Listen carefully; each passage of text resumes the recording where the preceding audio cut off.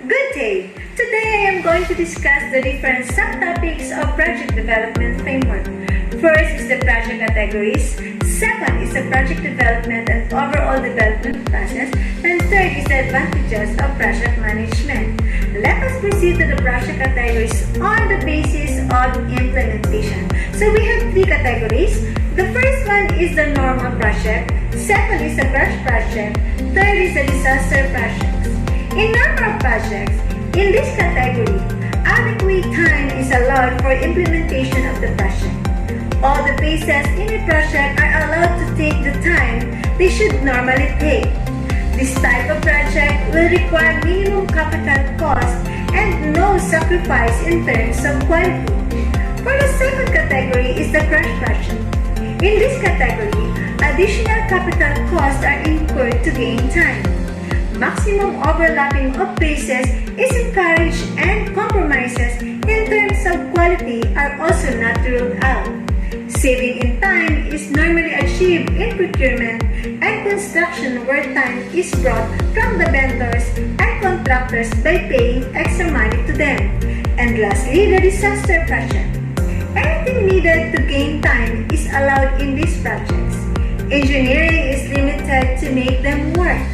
Vendors who can supply are selected irrespective of the cost. Quality short of failure level is accepted. No competitive bidding is resorted to. Round-the-clock work is done at the construction site. Naturally, capital costs will go up very high but project time will get drastically reduced. Next is the project development and overall development process. For those who have been given the task of managing projects, regardless of the size, the worry of not completing it properly on time within budget and effectively is a very real one. To make sure that you complete a successful project, the key is in being organized and planning. And like anything in life, a big task broken down into a series of smaller tasks suddenly doesn't seem so big. A successful implementation of project development can be separated into 5 project development phases. First is the initial phase. Next is the planning. Next is the execution. Next is controlling. And lastly is the closing. By completing each phase properly, you can be sure that you will turn out a well-thought-out, successful project. For the initiation phase, the first part of developing a successful project is to make sure that you are entirely sure of everything that needs to be done and that you have a clear objective and title for your project. After all, how can it be successful if you don't know how exactly what the desired outcome is? You should try to determine how you can measure your progress and what milestone you are trying to reach. This will give you an easy way to check on progress and keep your team motivated. So what's two? Starting up the project. Defining the purpose and the scope of the project, take note. It must be clearly and understood. Third one is justification for the initiation of the project. And lastly, the solution to be implemented. Next phase is the planning. This is probably the most important part of the whole process. Planning includes organizing what will be done, when and by whom. It needs to be detailed and well thought out to ensure that nothing is missed. Carrying out risk assessment and making sure that everyone has what they need to be able to do the tasks that are required of them. It is at this stage when you should look at detailed and realistic costing, timelines, risk analysis, resourcing, and communication systems. A detailed plan, such as one which you can make with the templates, will help you with this and make the task a great deal easier. So what to do? So we have 4. First is creating a suite of planning documents to help guide the team throughout the project delivery. Next includes detailed breakdown and assignment of each task of the project from beginning and end. Third includes risk assessment, defining the criteria needed for the successful completion of each task. Lastly, working process is defined. Stakeholders are identified and reporting frequency and channels explained. In planning phase, we have 10 key steps of planning. Number 1, create a project plan. Number 2, create a resource plan. Number 3, create a financial plan. Number 4, create a quality plan. Number 5, create a risk plan. Number 6, acceptance plan. 7, communication plan. 8, procurement plan. 9, contact the supplier. And lastly, perform the phase review. And for the third phase, which is the execution, this stage consists of the actual production of deliverables, and the specific action items are required from each of the individual team members to drive progress for the project. Now you have your project properly planned, you can start executing it. Make sure that you stick to your plan as closely as possible and have a communication hub. Stakeholders can collaborate on progress, like a project management software. But it is also recommended that you continually review its progress and make any changes or adaptation as you go. So what to do? First involves building the deliverables and controlling project delivery, scope, cost, quality, risk, and issues. Next, a suite of management processes is undertaken to monitor and control the deliverables being output by the project. For the fourth phase, which is the control needs to be carried out during the execution stage. This is where you need to try to ensure that the plan is kept to as closely as possible and that you are regularly monitoring to ensure that the project doesn't spin out of control. For the fifth phase, which is the closing, once that the project is finished, it is recommended that you write a closing report, giving a summary of the project, how well you managed to keep to the plan, any changes that you had to make and why, and what you would do differently if you were to carry out again. This is helpful for the future planning of projects and helping to make the next one even more successful. So what to do? We have first involves the releasing the final deliverables to the customer, handing over project documentation to the business, terminating supplier contract, releasing project resources, and communicating project closure to all stakeholders. Next is to undertake a post-implementation review to identify the level of project success and note any lesson learned for the future projects. Next is the project management knowledge area. So after we discuss the different phase of development projects, so let us now come to the different knowledge areas that is very important in project management. The project management knowledge areas are essentially what you need to know about effective project management. So we have 10. First is the project integration management. The project integration management is the umbrella that covers all other project management knowledge areas. It knits together individual processes and tasks into one project with defined goals and deliverables. If you're looking at the big picture and how your project fits into your larger organization, this is the project management knowledge area you need, because this is the broadest area you may want to save it for last, or at least revisit it at the end of your project plan. For the second one is the project scope management. How many times you started a project just to have extraneous tasks written in, making your completion time script. Therefore, project scope must be well defined and defended throughout the process. As you complete your scope process groups, you will create a management plan that defines, validates, and controls the scope. These processes will ensure you stay on task, that everyone, including the project requester, understands what tasks will be included in the project to prevent frustrating changes and unmet expectations.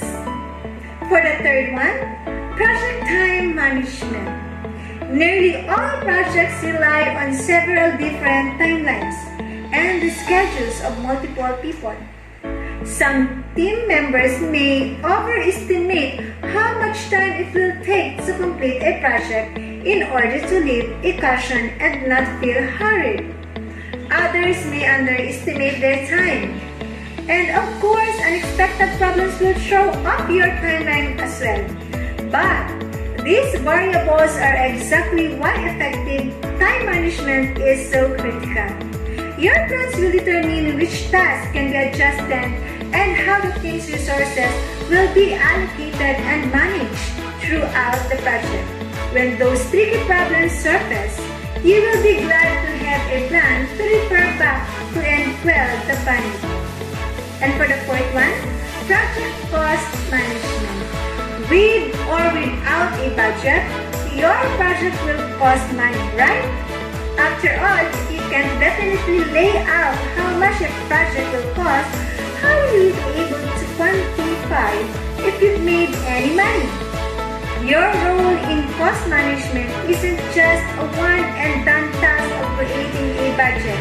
You will need to continuously evaluate your costs to avoid any surprises at the end of a project. For the fifth one, project quality management. In project management, quality is not the same as perfection. It's not practical to spend the time and resources to take a project to perfection. And in many cases, that's not even attainable. The goal of project quality management is to achieve consistency across your projects.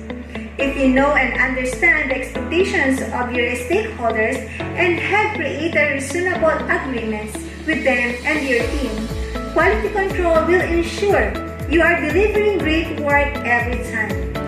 If you notice projects are not meeting results, you can adjust course and implement changes to process or product to get back on track. For the sixth one, project resource management. Working with people is part of the reason you signed up for the project management, right? So one of the most rewarding parts of the process is creating teams that click and helping individual team members grow and learn new tasks. That's why this project management knowledge area is more than just setting schedules and assigning tasks. Effective resource and management requires you to know and work with the bandwidth of your team. Identify their individual strengths and weaknesses, and their synergy with other team members. And back to the part about helping team members grow, you should also identify knowledge gaps and opportunities for continued training for individual team members and the entire team based on current and upcoming projects. So you will set them up for success and increase commitment as you invest in their skills and growth. Next, for the seventh, project communication management. How many times have you heard the phrase, keep me in the loop? And yet when changes happen, maybe important stakeholders were left out. There is a fine line between under and over communication, and your communication management plan is crucial to identify who needs to know what and when before your project starts. So when you say keep me in the loop, being kept in the loop is asking someone to keep you informed about what is happening. So for the eighth one, project risk management. The truth is that no project goes off without a hitch. And it's unrealistic to look at the project and assume that everything will go smoothly. If you can manage your firefighting by identifying major project risks and the mitigation plans associated with them, your team and project requesters will be prepared and more forgiving when issues in the project come up. As an added bonus, you will have the benefits of time and energy upfront rather than trying to be troubleshoot at the 11th hour when your team is stressed out and against a deadline. So for the number 9, project procurement management. In some cases or areas of project, you would have the resources or team members in-house to complete a task. If you hire contractors or vendors to take on certain tasks, you will want them to be seamlessly integrated into that team. This project management knowledge area gives the blueprint for which tasks or services will be completed by outside contractors. It is also built and planned the legal paperwork and coordination process ahead of time. This may not be a knowledge area you use every time or even very often, but it is incredibly valuable when you need it. And for the last one, the project stakeholder management. Ultimately, the success or failure of a project depends on the delivery of your project to the stakeholders. But who are your stakeholders? The stakeholders include not only the project requester, but also team members who have worked on the project, contractors, suppliers, customers, or the public, and many other people internal and external to the organization. Not all stakeholders are equal in the eyes of project. Identifying who is the stakeholder in the project and how they are involved in the process will make sure everyone gets the information they need to know. No more, no less. So we are done about the different knowledge areas. So let us now proceed to the project management best practices. So this is very important, So projects plays an important role in an organization's overall success. With the increased competition in modern industries, companies expect project teams to perform consistently and at a rapid pace. Only through effective project management practices, your performance can become better, faster, and more efficient when compared with the previous results. So we have here 11 practices. First is the have a kick-off meeting. So what is this? In this initial meeting, all the stakeholders are invited and their relevance to the primary objectives of the project is discussed. A project manager also ensures that the interests of all the parties are aligned. By bringing everyone on the same page and introducing everyone who's involved parties, having a project kick-off meeting gets easier to establish a working communication plan for the project. Next is establish project scope and objectives. It is crucial to develop the project scope management and get it approved by all relevant parties. It is also important to establish a scope statement and a clear list of objectives at an early stage of the project life cycle. The scope should also answer basic questions like project goals, project deliveries, standards of performance, and project constraints. Third is to communicate effectively. Effective communication in project management is the key to a project success. Project managers must keep all related parties updated throughout the project's life cycle. During the planning phase, it's best to meet with all the stakeholders first and understand their expectations to come up with a successful project plan that benefits to everyone. Studies have shown that with a working communication plan in a project team, the overall quality of the final product significantly increases. For the fourth one, ask for feedback. Nothing is 100% satisfactory, as there is always some room for improvement. By implementing a feedback loop in your project process, you can ensure that the final product is up to the client's expectations. With feedback, you can also work on learning from your mistakes and avoid similar errors in the future. As a project manager, you can also ask your team for feedback that will allow you to learn about your strengths and weaknesses and work on improving your project management skills. And for the fifth one, create a resource plan. No project team has unlimited resources. More often than not, even the team members of the project manager will have to handle multiple projects simultaneously. So effective resource management is necessary. A resource plan gives an overview of all the available resources and where they are being utilized. So modern project management software automatically shows how your resources are allocated and their availability in a clear and understandable format. For the sixth, create a risk response team. Risks are an inherent part of any project. Effective project managers try their best to avoid risks but prepare contingency plans in case such scenarios ever happen. Having an active risk response team would save you to unnecessary project delays, as the team would be equipped to tackle any risky situation as soon as it occurs. For the seventh, ensure transparency in the project. When it comes to the best project management practices, having transparency in project within the team is at the top of the list. It is one of the significant characteristics that make Agile project team perform better than other teams in a similar setting. Since everyone is on the same page and has visibility into the big picture, team members can collaborate more effectively. And for the eighth, expect and accommodate change requests. The scope of your project can be changed, and experienced project managers always have some sort of a change management plan ready. Sometimes the smallest change request combine to become a huge headache for the team, and in the end, the project spirals out of control.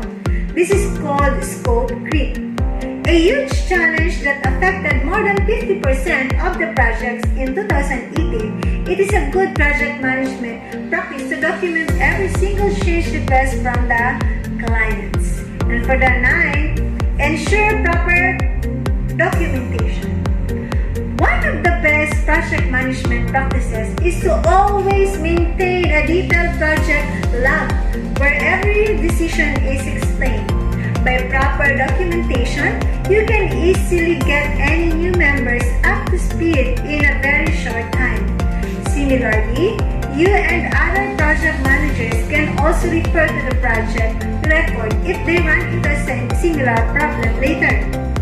However, you must stay alert. Many project managers start to focus too much on ensuring proper documentation, which makes them lose sight of their actual objective. For the 10th, avoid adding unrealistic milestones. Everyone wants to go above and beyond to distinguish themselves from their competitors. However, some project managers go too far and agree on deadlines or features that are almost impossible to achieve. There are times when clients push for quicker completion and the manager succumbs to pressure. Nevertheless, the project and the team working on it suffer as a result. And for the last practice, review and reflect on the performance. Learning from your past to improve yourself is perhaps the oldest trick in the book, and great managers always insist on making this project management practice mandatory. Have a meeting where all members discuss the shortcomings of the project and the strategies they must implement to overcome them. So now, we are done about the different best practices. So let us proceed to why is project management important?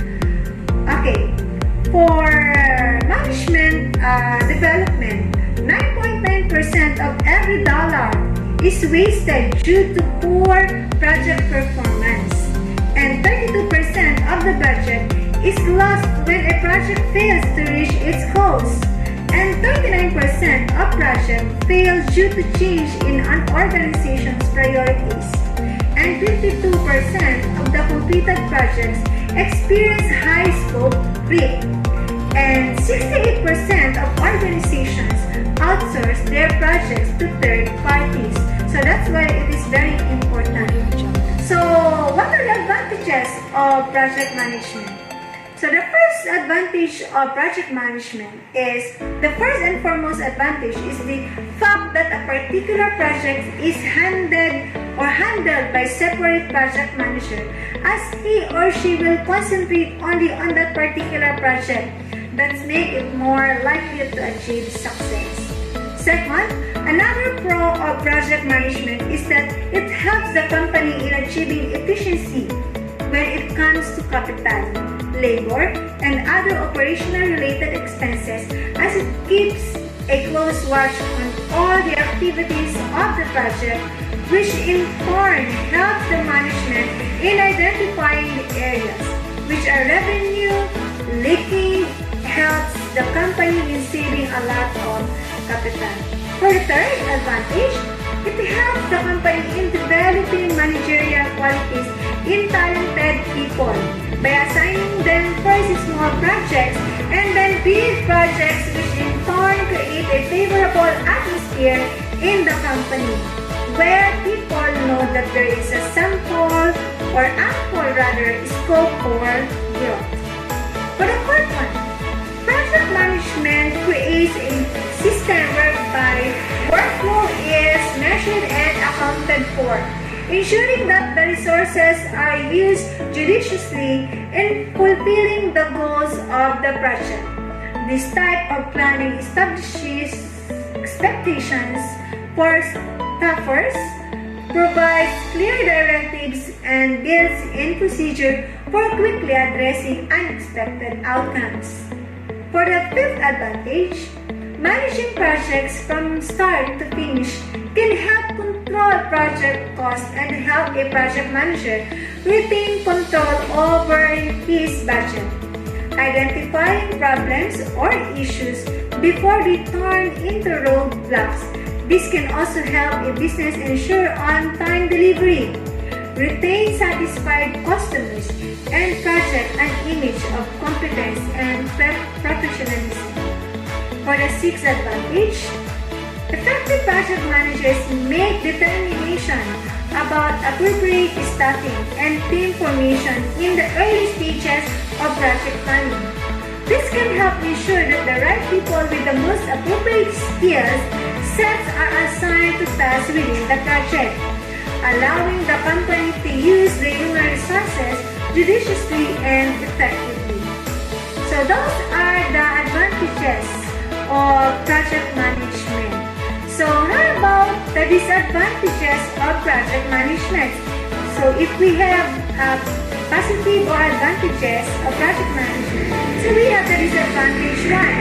So number one advantage is that the biggest disadvantage of project management is that sometimes it leads to overlapping of authority and responsibility between the top management and project management, where they have different plans in mind, which lead to confusion among the team members of project and further project suffering. Second is, another con of project management is that it may be possible that there is no competent staff to carry the responsibility of project manager, and if management selects incompetent staff, that project will be a failure, leading to losses for the company. For the third advantage, another limitation of project management is that suppose that company is working on 10 projects simultaneously, then it will require 10 project managers to handle those projects, which is not possible. If the company is small and ultimately all projects are handled by either single project manager or top management itself, and thus limiting the use of project management. For the fourth disadvantage of project management, the overhead. Project management presents three types of overhead. First is the cost overhead, second is the communication overhead, and the last one is the time overhead. In cost overhead, it is the project management costs money because this includes hiring, training, and etc. While in communication overhead, instead of having the information flow directly from functional managers down to the team members and backup, It is all funneled through the project manager. While the time overhead, it is the communication overhead stated above is one cause of time overhead. For example, once the requirements are discovered to be false, the team members must scrap the implemented part based on the wrong requirements. The project manager must regather all the requirements and finally pass them again to the team members for implementation. Additionally, project managers can never accurately assess the length of any task and pad their estimates so that they won't wind up with a large, late project. Next is the obsession. The fifth disadvantage of project management. So we have three types of obsession. First is the methodology obsession. Next is the process obsession, and last is the stakeholder obsession.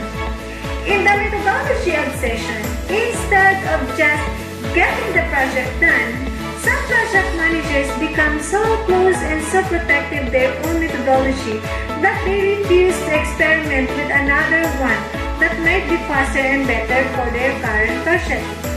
While process obsession, quite a few project managers hinder the progress of the project with their obsession for sticking to the process because of insecurity and fear of loss of control. Lastly, the stakeholder obsession. Instead of managing the stakeholders' expectations, requests, and interference, and focusing on getting their support, these project managers try their best to accommodate the stakeholders that is costly and needless. And for the last disadvantage of project management or development, lackluster creativity. Strict project management can discourage outside-the-box thinking and hamper creative efforts. Project teams that experience collective creative block can slow progress, employ cost overages, and generally take a project off track.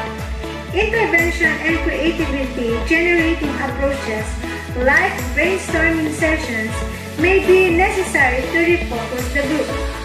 So, that's all my topics for today. So, let me end my discussion with this. Sooner or later, those who win are those who think they can. That is from Paul Turner. So, thank you everyone. Keep safe.